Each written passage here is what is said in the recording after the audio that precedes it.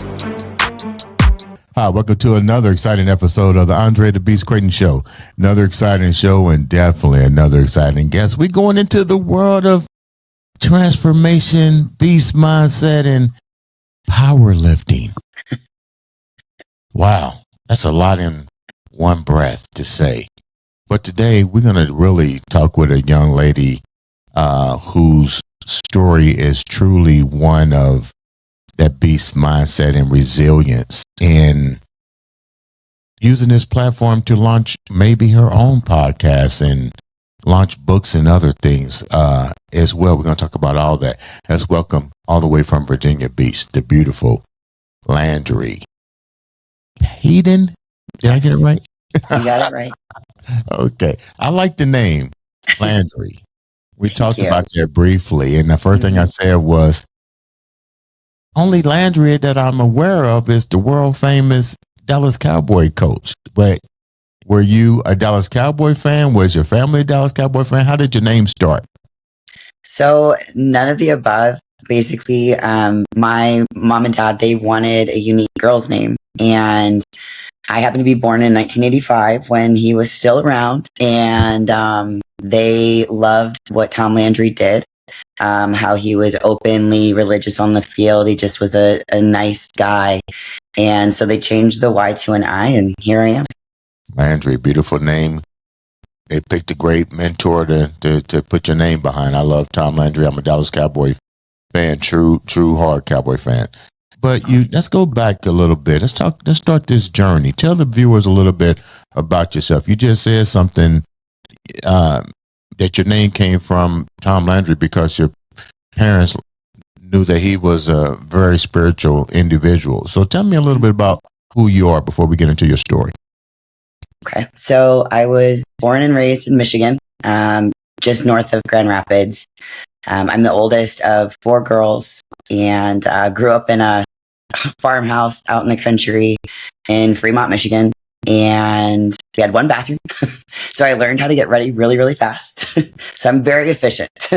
I came out of the womb wanting to win when it came to athletics. I channeled a lot of my childhood struggles because there was a lot of hard times as I was growing up that I really turned to sports to be able to overcome a lot of that, like the depression and the pressure and things like that. I started gymnastics when I was 4 and then got into like basketball, swimming and diving, track, like softball, everything. And, I ended up, having a point in time where, my mom and my stepdad divorced when I was 16. And I found out because I'm the oldest of the 4 and I don't look like any of my sisters, and like none of my sisters are athletic.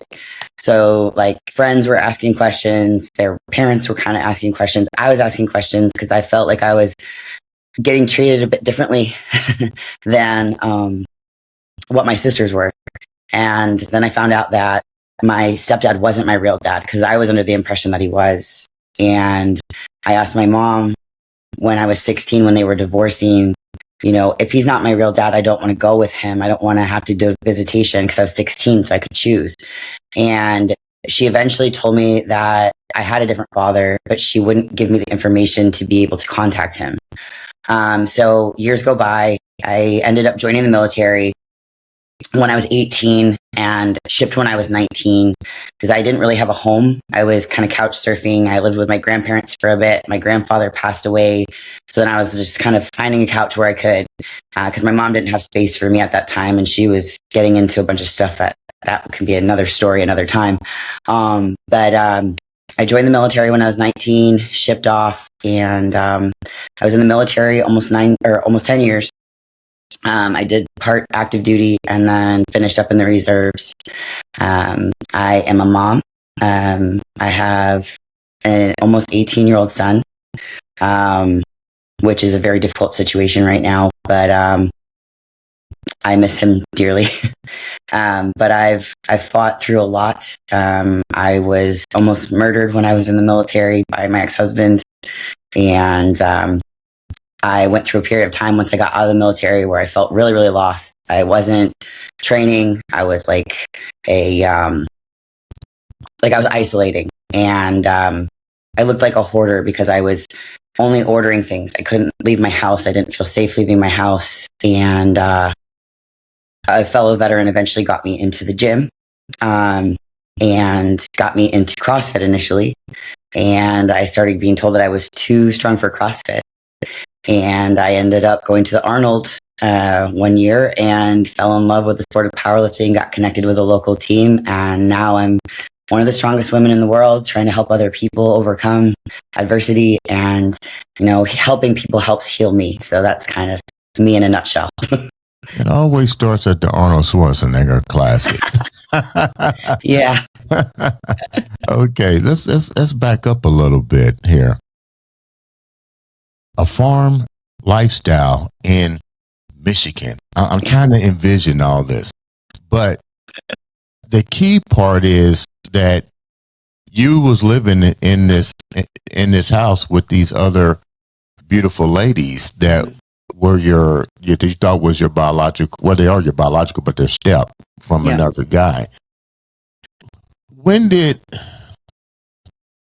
the questions and when the things was your mom why was she hesitant to not tell you who your real father was or information about your real father? That's probably where I would start this conversation, because that seems to be the moment that Pandora box opened up when you looked at them and people are asking you questions, and then you go to your mom and say, hey, what the hell's going on here? So I didn't realize what was going on as a child, but as I've gotten older, I realized kind of the personality traits that my mom possesses. We've had a very troubled relationship from the beginning. When I started realizing she would gaslight me, she would not take responsibility for certain things, and she kind of pitted me against my sisters, my family, my stepdad, people in the community. And now that I'm an adult, I can look back and I realize, like, she's a type of narcissist. She does not like to take responsibility for her actions. She will do everything she can to deny them. I even went through a situation where, she was dating a drug dealer in the area, and it was affecting my home life because my sisters had nobody to take care of them. And so my senior year, I quit sports, like I said, I started sports when I was 4 and I didn't stop. Like, I literally played sports year round since I was a kid. And I was working so I could make sure my sisters were taken care of. I was just going to ask you that. I didn't mean to cut you off. I was just going to ask you that. Like, what was your financial situation there? Because to do all these activities still costs money. So you mentioned that, and let's clarify this. Neither one of us are doctors, so I'm not going to label her as a narcissist. But you said as you got older, you realized she started displaying some of the textbook symptoms. So let's go back to two parts of this question. Bringing a drug dealer in the house is kind of crazy, but give me some examples of some of the things that was gaslighting, because let's take it for what it is. At the age that this stuff was happening to you, you didn't have no idea what gaslighting was. So what were some of the things that she was doing that impacted you, because you eventually wind up going to the military to escape this crap? Yeah. So she would put me in situations where she would have me do certain things. Like when I was younger, she would have me hide the mail and from my stepdad. And I didn't think anything of it. She was like, well, just go get the mail and just put it in my dresser drawer. And so I would do that. And then my stepdad found out that she was hiding bills because she was maxing out credit cards. Like, she was taking us to like JCPenney, spending all this money. And this is where that pitting my stepdad against me kind of would happen. Is my stepdad found out. She then placed the blame on me, saying that I was actively doing this. And then when my stepdad would confront me in front of her, she would then side with him and be like, yeah, she's been putting this in my dresser. I didn't ask her to do that. And she would tell me, she's like, you chose to do this. And, it was constant things like that. Like, I felt crazy, and it was very, very frustrating. She would make me feel guilty for certain things. Like the dynamic between her and my stepdad, like she would talk to me in private about some of the things that were adult issues that I probably shouldn't have been exposed to. Right. And it then when it would come forward between her and my stepdad, I would get spiraled into the middle of it again. And it would then be, it was my issue, not her issue. Mm-hmm. And then, so my stepdad and I always had like a very, very troubled relationship since it was like around age 13 is kind of when I really started noticing these things that were happening. And was your stepdad not aware of the actions that his wife was exhibiting? I mean, it seemed like to me, with all the blame being focused on you, and I'm in the house, I would be kind of like really analyzing this a little bit deeper, going and even pulling you to the side and say, "Look, what's really going on here?" Yeah, I honestly, that's the part that I'm not sure of. I don't know, because that's when I really started wondering if he was my real dad, because he always treated me differently. Like at first I thought it was just because I was the oldest, but then it was just like there was always animosity. There was always like this pressure of like I needed to be absolutely perfect, and even then it wasn't good enough. And I don't know if it was because of the dynamic between my mom and him, if he was just too far sucked into it that he didn't see like reality, or if he was struggling because I wasn't his child, because I know that can happen, but I don't know, because like we haven't spoke since 2013. I just finally gave up because I would try to get close to him, try to make amends, and then it was just like a constant roller coaster of emotions. Like we'd be good for like say 6 months, and then it would collapse. And then I found myself. Didn't mean to cut you off. Did he know your biological father? No. So your mom never told him who your biological father was as well? I think, as far as I know that I was adopted by my stepdad, like before I was old enough to know, because I was already conceived when my mom started dating my stepdad. So I was born into that family thinking that he was my dad. Wow. Mm-hmm. Now, how was that as your sister started to get older? How was y'all relationships? It was troubled. Because again, I would get blamed for a lot of things, and I was so different than my other sisters, and we were all pretty close in age except for myself and the baby. The youngest is 10 years younger than me. Right. And I missed most of her life because I had already left for the military when she was young. But my sister that's closest in age to me, were like 2.5, 3 years apart. Her and I always had a really difficult time because we're very different personalities. And then when I was in high school, I was a senior when she was a freshman, and that caused a lot of animosity because like I was known as like the super jock and like outgoing and very strong and popular, and my sister was very quiet and she was a cheerleader and like total opposite. And people would never kind of refer to her as like her name. It was always Landri's little sister, or people would make comments of like, why aren't you like Landri? Like, why aren't you athletic? Like things like that. So I found out later on in life that she was always very bothered by the fact that she was living in my shadow. But then there was also disconnect as far as like the dynamic between my mom and I and my stepdad, because my mom would lie about what the situations were. And she made me out to look like I was this loose cannon of a kid, that, I was the one that was abusing her. Like she admitted me into a psychiatric hospital, lying to the doctors saying that I tried to kill myself, which wasn't the case. That was the day that I went to stand up to her about being gone with that drug dealer all the time, because I was tired of taking care of my sisters. Like I graduated when I was 17. I was still a baby, So yeah, it's it caused a lot of ripples in the relationship with my sisters, and I'm trying to build that.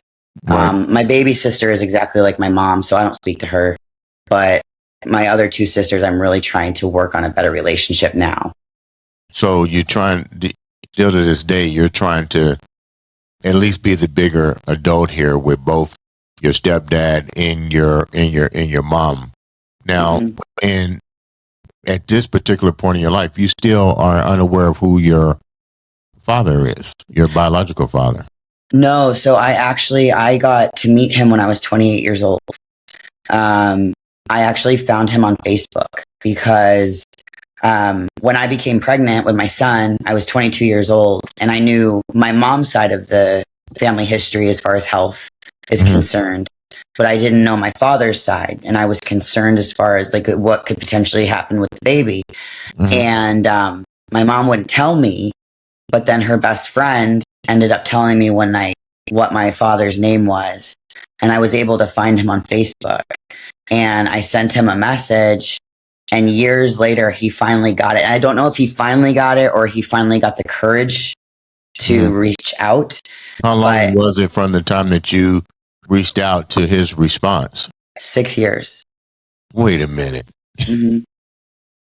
You sent him a thing on Facebook, Yeah. and it took him 6 years to contact you. Yeah. What was that like? It was very emotional. Because I'd always felt like there was like something missing, because Mhm. I don't look like anybody in my family. I don't act like anybody in my family. And when I saw his profile on Facebook, like I knew instantly that that was my father, because it was like we had the same eyes, we had the same build. He was very athletic. But the problem is that so he never had any other children. I was his only one, and when he was younger, he got hurt on a job site. He was a contractor, and he was your typical got addicted to pain meds and became an addict. So Mhm. he was in and out of rehab most of his adult life. So when I met him, he was struggling, and I found out that we had lived literally like 20 minutes from each other my entire life, pretty much. Why didn't Uh, he? Why didn't he come forward before the pain pills, before the accident? I mean, he had to see you throughout his life, and your mom and her new husband. I mean, why not? I mean, what were some of the questions that you asked him? um, I asked him, you know, if he wanted a daughter, because I grew up in a rough situation and felt like I never belonged, and I didn't really feel like I had that like fatherly acceptance. And he said that he always wanted me. He was ashamed of his addiction, so he didn't want to hurt me in that manner, Mhm. because he couldn't get it under control. Um, and he ended up eventually he passed away 4 years ago. He had a heart attack while he was driving, and didn't make it. And the good thing is that he was actually sober. They did an autopsy, they did testing, and he had no drugs in his system. Wow. So he was at least clean at that time. So he was trying.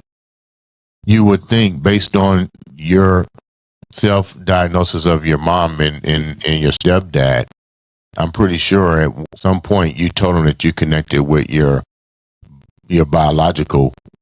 I'm pretty sure shit hit the fan, because for them to keep a secret like that, something transpired. So did they ever come clean with what happened? They so my mom gave her version of the story, which was that my dad didn't want me. Um, but I later connected with my grandma, my biological grandmother, my dad's mom. Mhm. Um, and like my mom actually took my dad to court to have him like removed from my life. Like he's not even on my birth certificate, nothing. So it was like he didn't exist. And my mom and my stepdad were very, very angry that I found him. My sisters were also angry because they didn't understand, and I don't expect them to, because they had a different dynamic with my mom and dad than I did. And so when I found my real dad, they were like, I don't understand why you needed to do this. He wasn't in your life, et cetera, et cetera. And it's like, that was a piece of me that's missing. And Right. I needed that, regardless of whether it was good or bad. I needed to know who he was. Right. Wow. Let's go a little bit down the rabbit hole. I like rabbit holes. You wind up at a young age, 17. You can't stand the situation. Mm-hmm. You wind up enlisting in the military. Mm-hmm. How was that for you? Because that's where you met your husband, correct? Yeah. And this guy tried to kill you. Mm-hmm. You know, that sounds like a mystery movie, right? Yeah. Yeah. It's when I talk about it, I'm just like, people probably think this is just like made up because it's so crazy, but it really shows the cracks in the system. So what happened? You go to the military. How did you guys meet? And how did the murder plot come about? So I met him after his first deployment to Afghanistan. He had been over there for 15 months. This was the early 2000s. And it was when like Cornwall Valley was like really hot. There was a lot of people not making it home. And when he came back, it's like we started dating. Everything, was great. And, in the military, we have a tendency to move a little fast into relationships. So within a year, we were engaged and getting ready to get married. And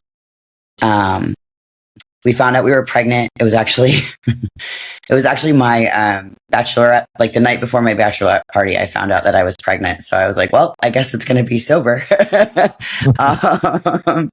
And so I told like my bridal party and everybody that, I was pregnant because they were like, why aren't you drinking? I was like, well, we might be having a baby. So my son, we got married in March of 2008 and my son was born in November of 2008. And from there, my now ex-husband, I think he panicked that a baby was coming. So he re-enlisted not re-enlisted, he volunteered to deploy again. So when my son was just 2 months old, my husband left and went back overseas. And while he was over there, started noticing like erratic behavior. Like one phone call might be my normal husband being supportive. And then the next phone call would be like, I'm going to take our child from you. You're a bad mom. I'm going to leave you when I get home. Like it was very up and down. And I knew something was wrong. At that point I was still in the military as well. And it's like, we deal with mental health a lot. And I knew who he was before that. And I'm like, this isn't my normal spouse. And so when he got back from that deployment, we started going to couples counseling at Fort Drum. And we were doing individual and together. And it was just we weren't making any progress there. So he suggested, well, why don't I re-enlist? And I was like, okay, well, re-enlist for somewhere that's not going to be a rapid deployment base, because Fort Drum was a rapid deployment base. Like you're basically going every other 12 months. Right. Mm-hmm. So, he's like, well, my best friend's at Fort Stewart, Georgia. And I'm like, that's not a good idea. And, why was that not a good idea? That's also a rapid deploying base. Okay, and the terms of the reenlistment required him to waive his dwell time, which means that he's not required to stay home the 12 months to decompress, that they could send him at any time. So he went ahead and did that anyway. And we ended up moving to Fort Stewart, Georgia, April of 2010. And because he waived his dwell time, he was home for about 4 months from his last deployment, and they sent him to Iraq. He was then relieved within a couple of months of him being there. I'll never forget, I was sitting in my friend's house. Her husband was a medic in my ex-husband's unit. They had several kids, so I was over there helping with dinner and just kind of the kids and all of that. And I got a call. Mind you, I just spoke to my husband the day before from Iraq. And I got a call that said, hey, I'm at Warrior Transition Unit, which is a facility on post that they take soldiers that are either severely injured or messed up to rehabilitate. And I was like, wait, what? And he's like, yeah, I'm on post. Can you come get me? And I was like, are you okay? Like, do you have all your limbs? Like, did you get shot? Like, what's going on? Because usually they don't evacuate or medevac a soldier out unless something catastrophic happens. And he's like, I'll explain later. So he didn't explain. But he came home with me and the violence started happening. He started hanging like knives over my head and saying like, what would happen if I dropped this on you? We had a roommate at the time that witnessed him out of nowhere. I was literally just standing in the living room. He picked me up by my throat and threw me into the couch. And the roommate was like, I can't be around this. And he moved out. So then I had nobody. And I went to his command multiple times. I went to behavioral health, which I will say Fort Stewart, they were really on top of it. They did want to help him. So we got back into counseling, individual and couples. And Fort Stewart's behavioral health had said, you know, this man needs help. We need to take him offline and we need to rehabilitate him. So the plan was they were going to take him offline. They were going to put him in Warrior Transition Unit, like 6 months was roughly, he maybe to suffering from rehabilitate. post-traumatic I could stress go and disorder? visit him, but he'd be there. And all that needed to happen was his commander needed to sign off to release him from duty to do so. And his commander refused to do that. He said he needed rear D NCOs. So, do you think he was suffering? Was he showing any?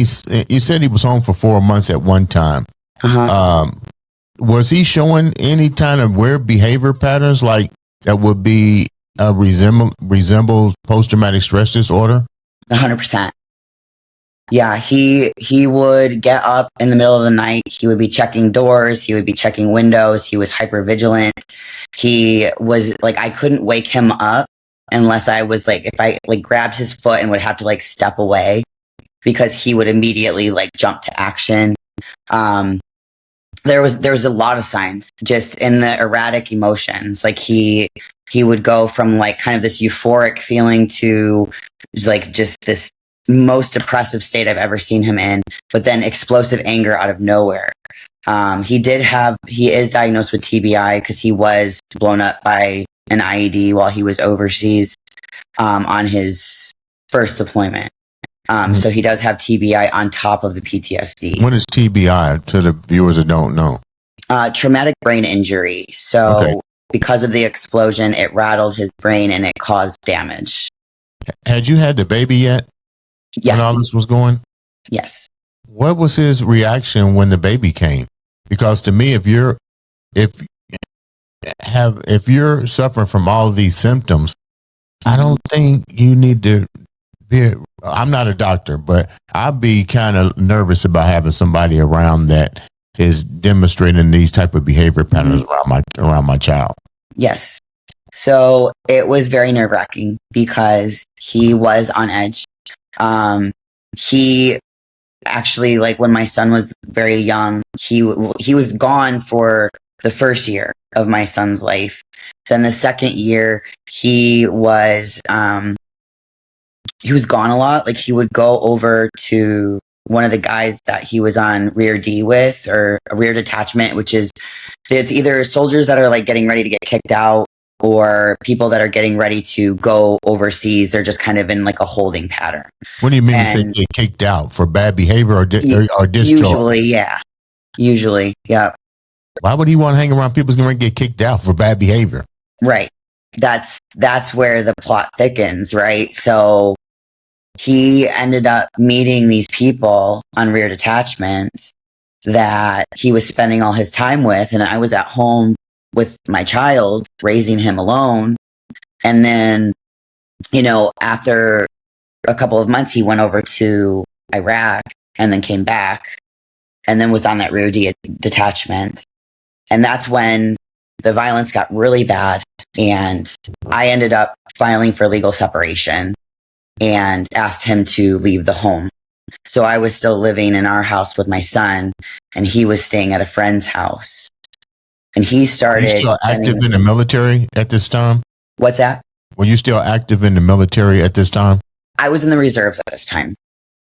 So who did you have to report his behavior to? You said it got real bad that, you had result to this part. So where is your protection? He's in the military, so it's not like he's a civilian. I think when those things happen, you have to go to your commanders and stuff. What did you have to do? Because he's demonstrating these behaviors.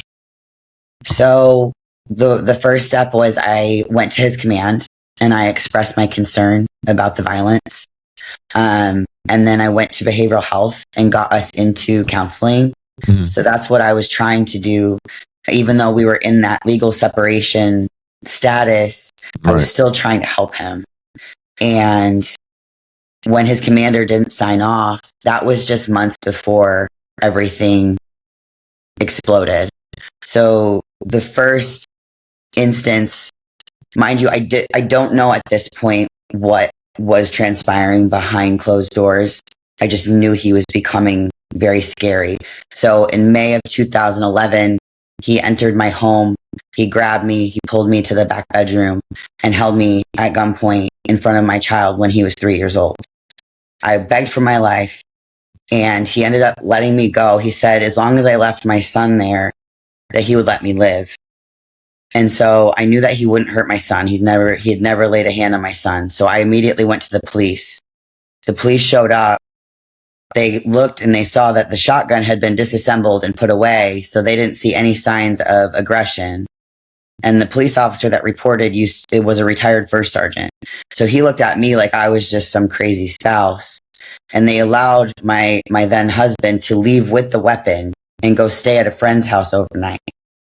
So this was a Friday. And I immediately went to the courts to try to file a restraining order. Not that that's going to do much, but obviously I had to wait till Monday because no judges were in session on Friday at that time.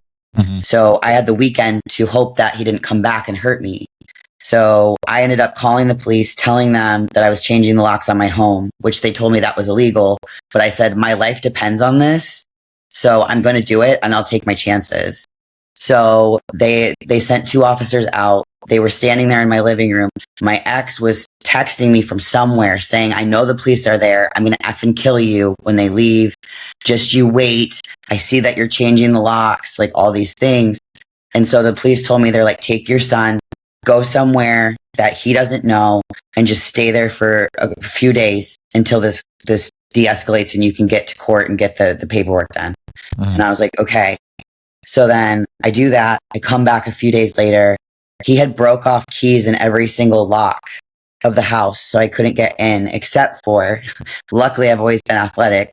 We had a 6-foot privacy fence.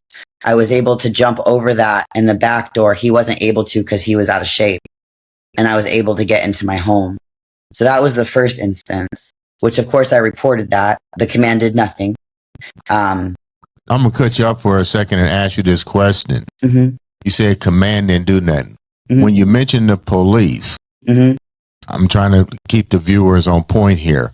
He's in the military. He's active military. Who comes to your house? Is it state police,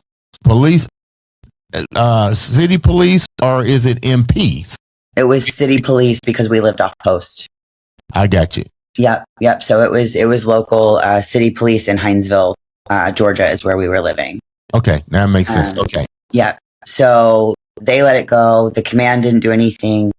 So then by this time, things are really escalating. And I ended up taking my son and I went up to Michigan to visit my family for a bit. My birthday's in July. So I went up there I was trying to be up there for like close to the rest of the summer at that point, just to get away from Georgia, get away from him, all of that.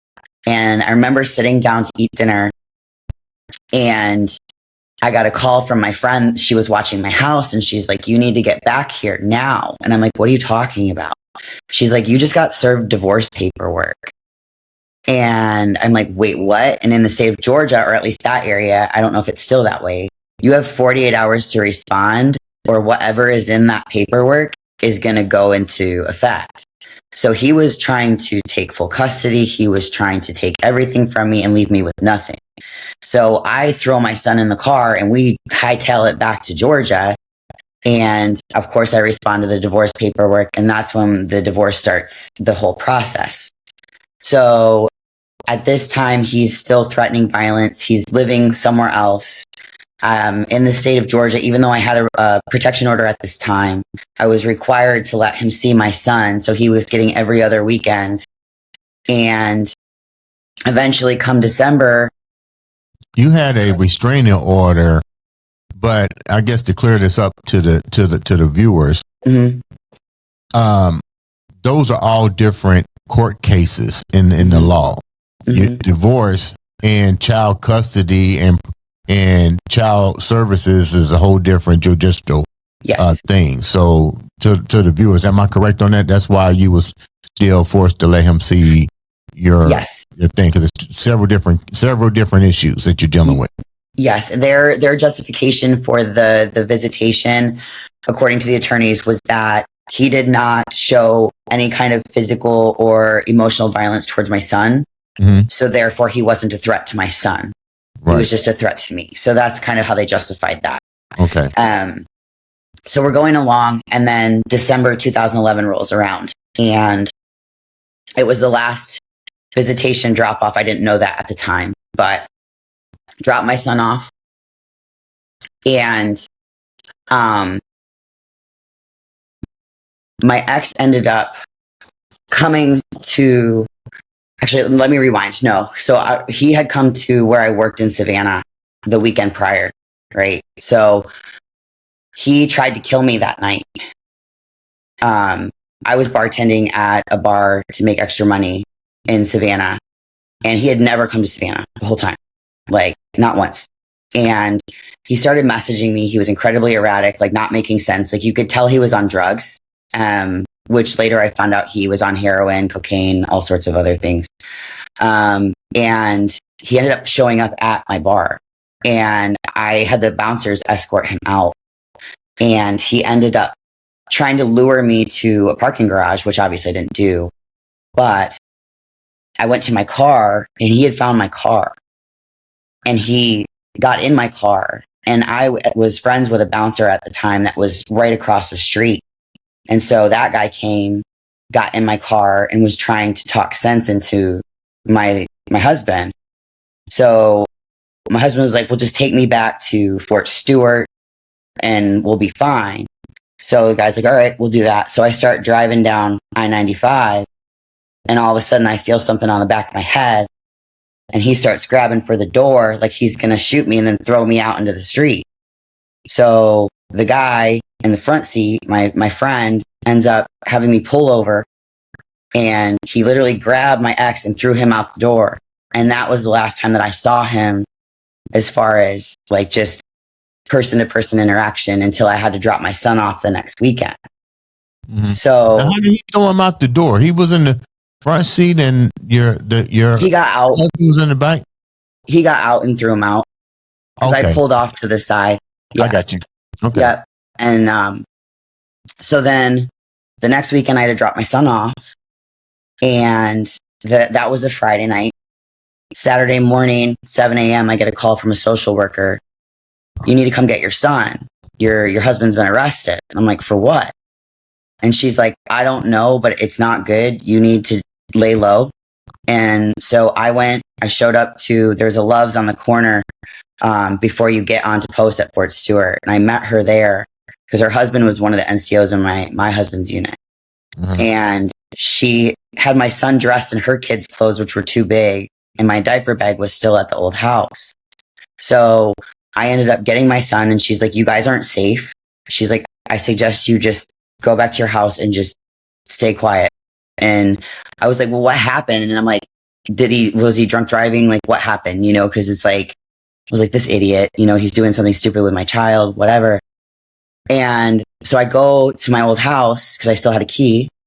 I walk in and there's weapons, ammunition, tripods, military grade equipment in my home that my son could easily reach. He's 3 at the time. So it's on the floor. It's in every bedroom. There was debris out in the backyard. Like the house was thrashed. And I mean, this was a brand new home when we bought it. And it looked like a weapons cache. And it looked like it had been abandoned for months.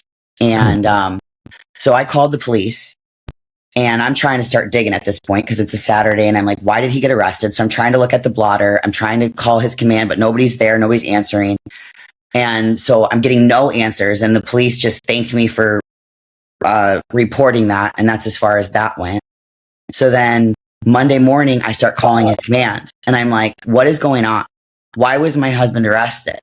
And they kept calling me ma'am, which was making me mad because I was an NCO at the time in the military. I'm like, I'm not a ma'am. I'm also an NCO just like you.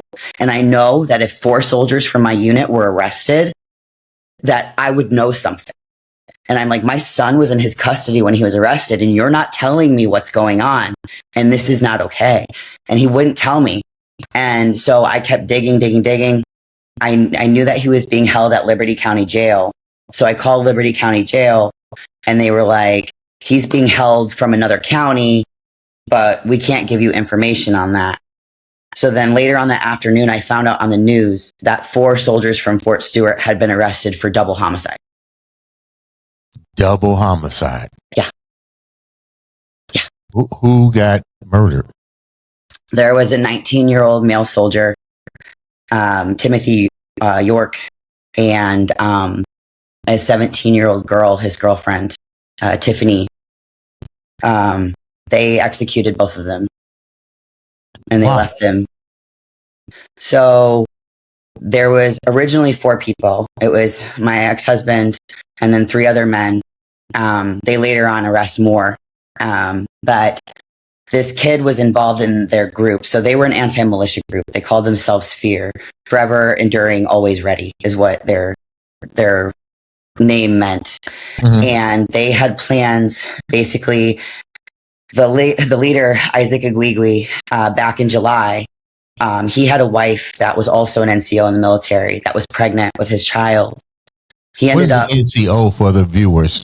Non-commissioned officer. Okay. So, yeah. So his wife ended up dead and he made it look like it was an accident, like she had some sort of health condition. And so he got a big insurance payout because she had SGLI, which is the military's life insurance policy. Okay. And I also, being in the military, had like a $500,000 life insurance policy on my head. Wow. And so they were going to kill me and make it look like an accident. And so what happened was this kid knew, because he was part of this group, because what they were going to do is use our insurance money to fund poisoning the apple supply, poisoning the water supply. They were going to start, they had a list of government officials leading all the way up to Obama that they were going to assassinate. And they were going to use our money to fund that. And this was done all up under the watchful eye of the military.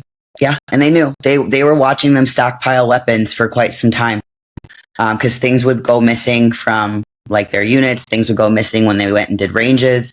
So they knew, and I also was coming forward giving information about the violence and like the oddities that were happening, and nobody stepped in. And so then this young man was one of those that he was a delinquent. He was getting kicked out of the military. And being 19, he was naive, thinking, I'm just going to tell these guys that I'm done. It's been great. I'm going to go home to Washington. And so they were like, sure, no problem. Let's have a going away party, last hurrah. Because there was a place in Little Whiskey, Georgia, which is where they find the bodies later on. But there was a place in the woods out there that they used to go and do drugs. They would shoot guns because they were doing target practice if they had to assassinate someone with a gun. And so they lured Tiffany and Michael out to the woods. And from confessions, they took Tiffany out of the car first, put her on her knees and shot her in the back of the head. And then Michael got out of the car because he was driving, and he went to run, and they shot him in the back of the head. And they left the bodies by the side of this lake, and they thought that the gators would get them. And what they failed to notice is that on the other side of the lake was like a hunting fishing lodge. Mm-hmm. And so there was fishermen the next morning that came by and they found the bodies, but then there was no motive. So that, because the murders, I believe, were on a Monday evening, and one of the guys that was involved ended up, his dad was a big time attorney in Atlanta at the time. And, I can't remember his first name, but Burnett. He ended up going forward to the police on Friday and confessed because he was trying to get a plea deal because he knew that they were going to be caught because the bodies, it came up on the news, the bodies have been found, but they were looking for leads and all this stuff. So he came forward and ratted all of them out.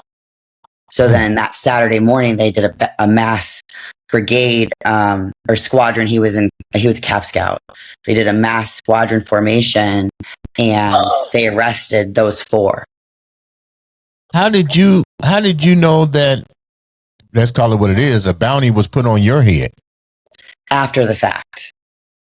So that's so once my ex was arrested, the media got involved, right? Mm-hmm. And there was he was amazing.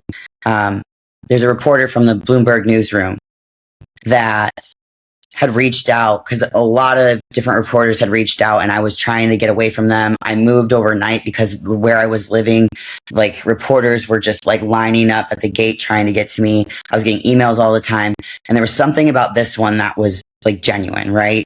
So he emailed me and he told me that I was in danger because he had sat in on the confessions. And that's when I found out that they were trying to kill me for my insurance money to use it towards their plot. But then I also was told that there was death threats against my son and I, that they were going to blow my son's head off on the sidewalk in front of me and have me watch that. And then they were going to murder me if I said anything because they knew that I had seen the weapons. They knew that I had seen what was inside that house.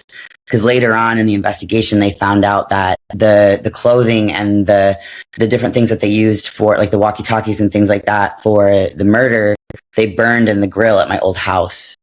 So how come they didn't try to get you as a conspirator, because this is taking place on your property? Mm-hmm. So I didn't live there anymore. I had been living in Savannah way prior to when this happened. Okay.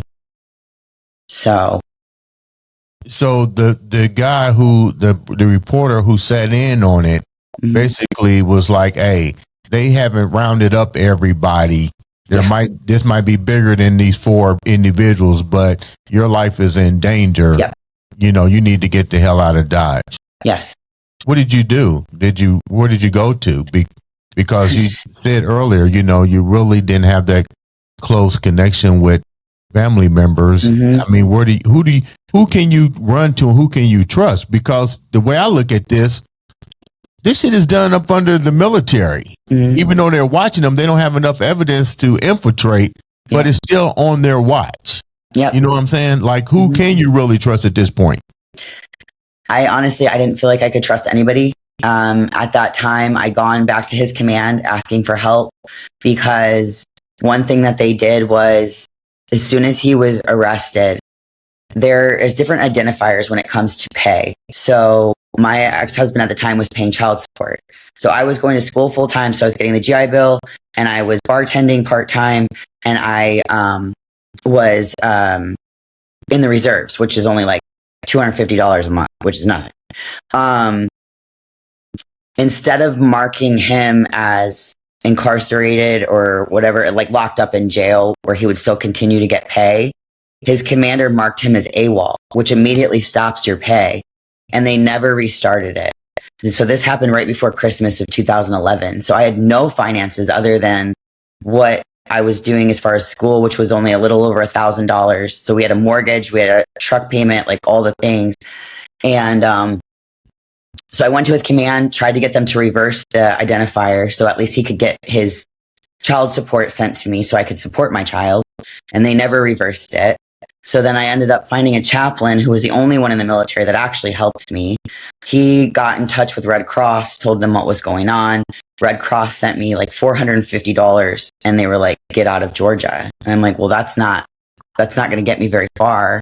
Mm-hmm. So I then contacted my ex-in-laws and I was like, I need to at least get my son to safety because we're not safe. We're not okay. And so I took him up to Tennessee when he was 3 to be with them. So at least he was safe and he had a roof over his head and he would be fed.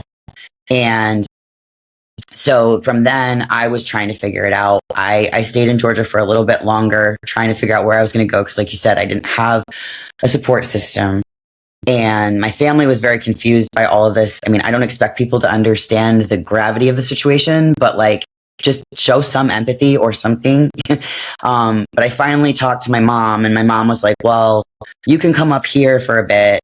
And so I went up there and she had since remarried and I ended up getting a job with Verizon and I was in the middle of figuring out paycheck. Like it was, I was trying to get into my own apartment. I was trying to reestablish, but it was kind of that interim of like hiring and waiting for the money to come in. And my mom is remarried and my stepdad, the new stepdad, was not okay with having another person in the home. So I ended up getting kicked out of the house before I had a place to live. So I ended up figuring it out, as I always do. And I eventually got into the apartment. So I contacted the apartment and so like asked if I could get in a little bit earlier. And so I was able to get into an apartment and I started working for Verizon. And then a year and a half later, I had enough money where I had health insurance. I had enough money where I could support my son. And I moved to Ohio to start over. Because I knew nobody there. I knew it was far enough disconnected where if there was anybody still like looking for me from this situation with my ex-husband, that it wasn't my home of record. Because all of that it's documented in the military. So like they knew my old home of address and all of that. So Ohio was like close enough to home if I needed to go somewhere. And then it was far enough away where like people couldn't find me. So for years, I hid under the radar. Like from 2013 to about 2016, there was like almost no like social media footprint of me. Like people were trying to find me and they couldn't find me because like they ended up arresting like 16 more people that were involved. Wow. How long was this investigation that they wound up getting 16 more people? So how long did this investigation keep going on from the moment that your husband got arrested? Almost 3 years. So they still doing an ongoing investigation.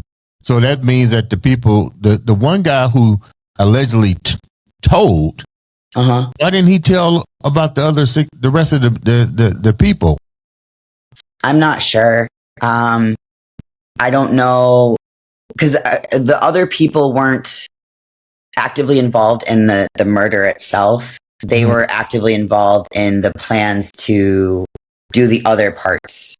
Okay, the assassinations and killing the political figures and all that. So basically, they couldn't really arrest them yet because there's nothing wrong with putting your thoughts and things down on a piece of paper. So they had to basically find a way to go after them in a different way. Yes. Okay, that makes sense. Yeah. So you go to Ohio, and now I know we've been talking, but this is crazy. So we're gonna keep going. You go to Ohio to get off the radar because he was told to go there, but unfortunately, Faith has an ugly way of showing his face again, and you get into a relationship, and all of a sudden, You're fighting for your son, and lo and behold, your ex pops back up into the picture with your son. Tell a little bit about that. So I moved to Ohio. It would have been January of 2014. I ended up meeting my last relationship. It was in the fall of 2018. And he seemed great, just like everybody does in the beginning. I met him at a gym. At that time, I was starting to get into fitness. As far as like I was doing CrossFit very competitively at that time, and I needed a new gym to be able to train at because the one that I was training at wouldn't let me do my specific programming. So I went to a local gym that had a CrossFit area, and he happened to manage that gym. And he was very charismatic. He was very handsome, and he toured me around. And then he was like, "We should go out." So we started like going on dinner dates, and there was, he was just so excited to see me all the time. And it was like, I was cautious at first, and then it was like, a few weeks in, I was like, well, this does feel nice because like I've been alone. I went through what I did with my ex-husband, but then it started getting weird, like love bombing. Because I was like, I remember one night I was sitting in his car, and I was like, this is too good to be true. I'm like, you're too excited and too eager to like see me and the things that you say and all these things. And I was like, do you got like a girlfriend or a wife or something that you're not telling me about? Because at that time he had made it seem like he was completely available. And he's like, well, actually, I'm going through a divorce. And I was like, oh, okay. And I'm like, well, I'm not going to fault you for that because I've been there. But I was like, I wish you would have been forthcoming about that. And he's like, well, we live together and it's very, very stressful and it's really wearing on me. And I was like, I'm stupid. I'm like naive, right? And I was like, well, you're always at my house. So why don't you just stay with me until the divorce is final and then you can figure it out. That way you're not like in the stress all the time because I know how much that sucks. And he's like, okay, no problem. So he moves in. And that was the beginning of the unraveling. And I mean, that was within a couple of months. I was financially abused. He refused to sign any type of legal lease or agreement because daddy was an attorney. So he knew in the state of Ohio, if you sign any kind of lease agreement, if you don't pay, you could be evicted. But in the state of Ohio, if you don't sign any kind of lease agreement, but you have mail going to a residence, it's your residence and you can't be evicted. So I didn't know that at the time. And so I started pushing back because he was getting like, he wouldn't pay for anything. And then I ended up finding out that he was cheating on me with a girl that he worked with at the gym, which I found out later that he cheated on his ex-wife with this girl. How'd you find all this out? This was within the first 6 months. And you contacted his wife or the girl? Like, how did you guys all find out that this guy was basically entertaining all three of you guys? So the wife, that's why they were going through the divorce, because the wife found out about all of that. And he made the girl that he was cheating on both of us with feel like it was her fault, that it was like she was the problem. So she was avoiding talking to either of us because he made her feel bad about it. And then he ended up pushing his ex-wife to commit suicide because, yes. So this goes back to that? How do you know that? Because she wrote him a note, and she was a pharmacist. He was the house husband because he refused to work like hard enough to provide for the household. So when they were going through the divorce, he was going after her for everything, like alimony, everything, because she was the breadwinner. And she kept begging him to stop. Like she's like, and I would hear these phone calls. And she would beg him not to keep doing this. And she ended up, she was working for Walgreens at the time and then got a job offer at Walmart as a pharmacist, and before the divorce was final. And then partially through that time frame, right before the divorce was final, she ended up losing her job. And she kept on trying to negotiate the alimony, and he wouldn't. And then the final straw was they had 2 dogs. They didn't have children, and her dogs were like her life. And she was like, "You've taken everything from me." She's like, "Just don't take my dogs." And he took them. And so she felt like she didn't have a reason to go on. And so she purposely OD'd on insulin, and they found her in her condo. And how did you find out that she died? Her mom called him. And what went through your mind? I was horrified because I knew what he was doing to me at that time. And at first, when the conversations were happening, before I really started to notice the abuse on myself, I used to think like she was crazy because he painted her out to be crazy, right? Like all these things. But then all these red flags started popping up because I would hear these conversations, and like she was actually being a very like understanding human and was just begging for mercy, really. And then I was in the same situation because when I started finding out that he was cheating on me, like I was begging him for mercy. And I mean, he would threaten suicide. Like there was one point where we were driving down the road, and this was right after I found out that he was cheating on me, because he got caught because he lied to me and he told me he was going to a friend's house, like an old friend, to give him advice. And he didn't realize how many people know me in the area in Toledo. And he went to a pool hall, and one of my friends that I used to do CrossFit with happened to be there. And the girl that he was cheating on me with, looked very similar to me. And so she went to approach the girl thinking it was me because she knew that I was with this guy. And she got close enough and she realized it wasn't. And so she messaged me and she's like, "Hey, I have some really bad news to tell you." And then she sent me pictures. So that's how I found out. And he tried to deny it, of course. But he was showing based on, and I'm not trying to throw you up under the bus. I don't want the listeners trying to throw you up under the bus. But based on the fact that here's your ex that's in prison for trying to kill you for insurance and trying to kill the presidents and political figures, and here come 16 other people 3 years later, and you seeing this dude, and you said you seeing things that he's doing, but let's go here for a minute. I know you love your son. Yeah. Why didn't you walk away from this shit? So I tried. Sooner is what I mean. So that's a good question. So I tried to figure out a way legally to get him out of my home, because the problem at that time was I owned that home. I was in a mortgage on my own, and I couldn't just sell, right? So, and he wouldn't leave.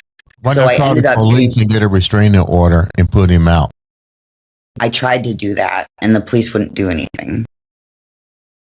But he was still married, correct? At the beginning, yeah. Okay, I'm just trying to put my. I know it doesn't make any sense. So, because I can't remember, like the timeline. I think she committed suicide. I want to say, was it in September of 2019? But at that point, so I was living. I had bought a house in 2016, and when he moved in and all of this started getting crazy, I did start to try to find an exit plan. So obviously I couldn't sell my house quickly, but I knew that I had to get out of that house to try to get away from him. So I ended up selling that house and buying a new one in 2021. And I tried to get rid of him then, but he went with me because I couldn't get rid of him. Okay, now hold down a minute. You sell the house. Yeah. And he came with you into the new house. Doesn't Not saying that it just doesn't make any sense. No, it doesn't. And that's where, like, I kind of touched on this with you the last night, is there was certain things that I would do just out of survival that I wouldn't stand up for myself. And he had told me that if I let him go to the new house, that he would help pay. So he told me that he would help support the situation. And I was like, okay, but you're going to have to pay half of the mortgage. And when he moved in, he didn't pay again.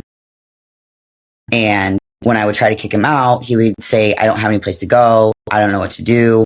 He wouldn't go look for apartments. Like, I even started looking for apartments for him, and he wouldn't go. And so we went like 2.5 years of where it was literally like I was You stayed in that shit for 2.5 years? Because I couldn't get him to go. Mm-hmm. Wow. Mm-hmm. Yeah. Okay. This is a judge-free zone, and people do crazy things and crazy situations, so we're not here to judge, but 2 more years. How long was he in your house before you sold the house? He was in that old house for a little over a year. So you basically are cohabitating, almost married in the state of Ohio, because now you're going into 3 years with this guy. When does it finally go away, and how does your ex-husband come back into this? Because now your past is getting ready to catch up with you. Yeah. So in 2023, I really started to pull away because I saw an opportunity. So years prior to this, I've been in counseling, and my counseling went from like PTSD rehabilitation to an exit plan. So this man was very dangerous, and that was one of the reasons why I didn't get out sooner, because the threat of violence was very real. He knew my background, and he was using that as part of that like control mechanism to keep me stuck. But anyway, he knew your background. What do you mean by that? So he used to threaten to take everything from me. He would threaten me with guns. He threatened to commit suicide. He would pull guns and hold them to his head. Like one time he was driving down the road. I was in the passenger seat, and I had found out that he was cheating on me. And he's like, if you say her name one more time, I'm going to blow my head off. And I said her name, and he pulled the gun out and he held it to his head while he was driving down the road. So then I panicked and I went to grab the gun, and I accidentally hit him on like the corner of his eye. So he said, and this is one of the reasons I didn't call the police, is he's like, you hit me. He's like, call the police. I dare you, because I have a mark and you don't. And he would do that kind of stuff to me all the time. He strangled me.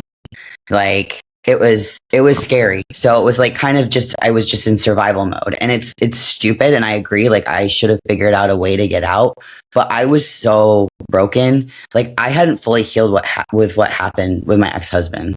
And then to be thrown into a situation that I felt like I was reliving all of that. I didn't know what to do, honestly. And, I am ashamed of that period in my life, but it happened, and now we're here.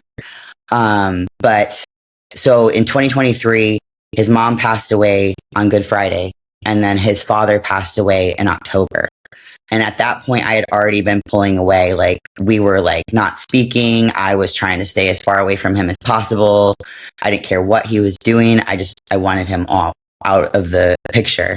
Mind you, he wasn't involved with my son at all. He didn't want kids. And so it was just my son and I. Like I was still raising him, and we were like, my son and I would go do things together, but my ex wouldn't do anything with us.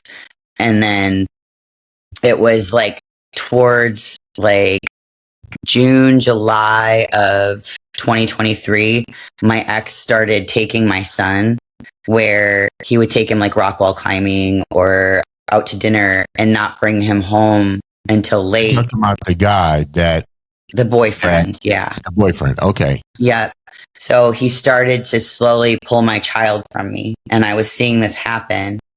And then in October, we found his father. He had passed away. And at that point, I was like, get out.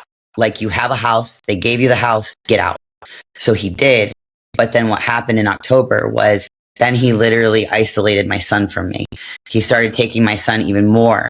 Neighbors noticed that he was parking around the corner and like watching us. And then neighbors also noticed that the entire time that we lived at this new house, my ex was never seen with my son.